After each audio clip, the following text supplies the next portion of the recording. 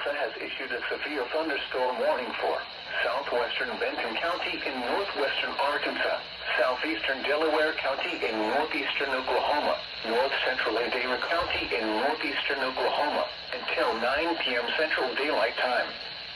At 8:27 p.m. Central Daylight Time, a severe thunderstorm was located 4 miles east of Colgard, moving south at 40 miles per hour. Expected hazards include 60 miles per hour wind gusts and quarter-size hail. This is a radar-indicated threat. The following impacts are expected. Hail damage to vehicles is expected. Expect wind damage to roofs, siding, and trees.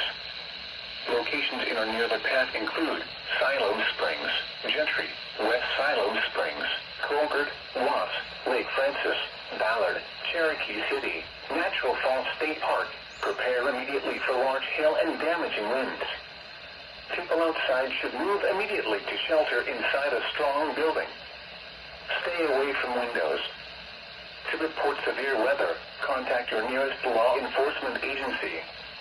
They will send your report to the National Weather Service office in Tulsa.